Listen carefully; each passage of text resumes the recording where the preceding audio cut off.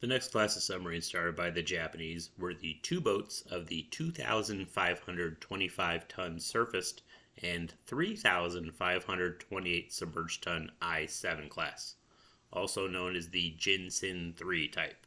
Yes, we have a new heavyweight. And yes, again, they were treaty busters. Sort of. I say sort of because they were started before the London Treaty expired but completed after. So I'll let you decide. You could throw the second London Treaty out there, but again, Japan didn't sign that treaty, so wasn't bound by it. While technically called a Jinsen type, their design was based on the Kaidai type, so they were fleet boats. The reason for this was because of their role. They were intended to be submarine squadron flagships and often carried squadron admirals. No lone hunters here. Japanese submarines deployed in squadrons like destroyers. This was fundamentally a misuse of submarines. You don't deploy submarines, you unleash them. If this type of thing sounds confusing and you're having trouble following this whole Jinsen Kaidai row thing, don't worry, it'll only get worse from here out. As squadron flagships, the large Jinsen types, they maintained the tradition of carrying an aircraft. Unfortunately, they also carried on the tradition of carrying it after the sale. In fact, they were the last ones to carry them after the sale. I didn't say they were the last ones to carry aircraft, just after the sale. On the plus side, their diving depth did improve, as did their maximum surface speed. Fleet boats. They also added another 2 torpedo tubes on the bow. On the downside, their range, compared to prior Jinsen boats, plummeted. In fact, it fell back down to the Kaidai type ranges, which makes sense as they were Kaidai type flagships. The problem with that was they were still very large and thus easy to detect, slow to dive, easy to track, and hard to maneuver. The highlight for them was probably I-8's journey to and from occupied France. In fact, she was the only Japanese submarine to successfully make the run. Spoiler alert, neither survived the war. I-7 was started September 12, 1934, and completed March 31st, 1937. I-8 was started October 11, 1934, and completed December 5th, 1938.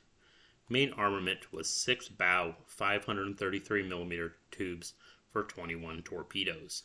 A single open 140mm deck gun was mounted forward of the sail. Propulsion on the surface was provided by 2 diesel engines, which produced 11,200 horsepower that ran the 2 propellers and recharged the batteries for a surface speed of 23 knots. While submerged, they used their batteries to power 2 motors, which produced 2,800 horsepower for a top speed of 8 knots. Range on the surface was 14,000 nautical miles at 16 knots, and submerged, they could do 60 nautical miles at 3 knots. Test diving depth was 100 meters. Built into the rear of the sail was a hangar, really more like storage, for a disassembled float plane. Behind the sail was a catapult. While undergoing refit in October 1944, I-8 had her hangar and aircraft removed and was fitted to carry 4 Kaitans, but they were never actually fitted. I-7 started the war patrolling Hawaiian waters, trying to catch anything escaping the harbor during or after the raid. On December 16th, she sent her float plane to fly over Pearl and get an update on the situation there. In mid-January 1942, she began her trip back to Japan, arriving at the start of February. After resupply, she spent the second half of February patrolling the East Indies in support of the Japanese invasion, ending at Penang at the start of March. After resupply there, she spent the first half of April patrolling the Indian Ocean as part of the Indian Ocean raid and then returned to Japan for a thorough overhaul. In mid-June, she joined the Aleutian Patrol in case the U.S. tried to retake the islands after the Battle of Midway, but returned to Japan at the start of August when nothing major developed there. Instead, it was the Solomons.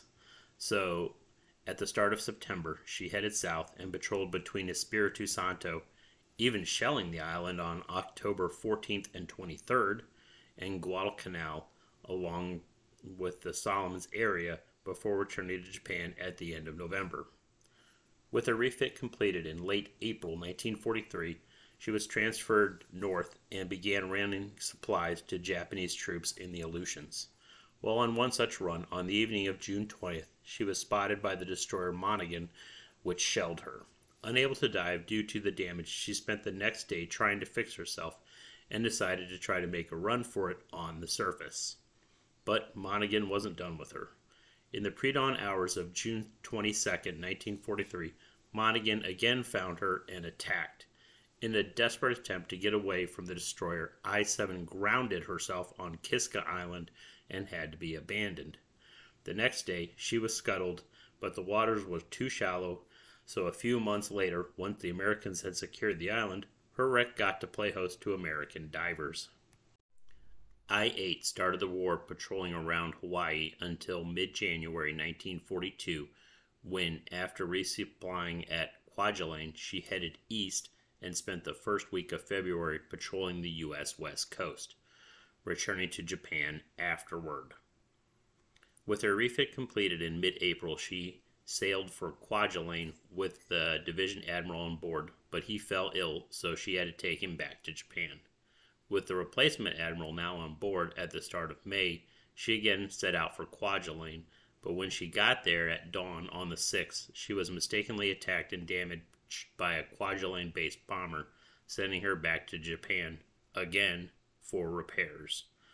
With the repairs completed in mid-September, she headed south to patrol the Guadalcanal New Hebrides area until mid-March 1943, when she returned to Japan for upkeep. With her overhaul completed at the start of June 1943, she set out via Singapore and Penang for France. On board was an extra crew to man a U-boat on the return trip. More on them later. It was a grueling trip, but she finally arrived at Brest at the end of August. After the to-be-expected parades, visits, dinners, and exchanges of goods, at the start of October, she sailed back to Japan, arriving in late December. She was the only Japanese submarine that managed to pull off the round trip. With her refit completed in late February 1944, she again left port, this time to raid the Indian Ocean and commit some war crimes before returning to Japan at the start of October. With her refit and conversion completed, but lacking any chitin, in mid-March 1945, she set out to patrol around Okinawa to try to intercept the expected American invasion. Off Karama, on the evening of March 31st, she was detected by the destroyer Stockton, which promptly used all her depth charges, unsuccessfully trying to get her. But she wasn't alone. Next in came the destroyer Morrison, which rolled up and damaged I-8 so badly she had to surface to fight it out. After half an hour of trading gunfire, I-8 rolled over and sunk.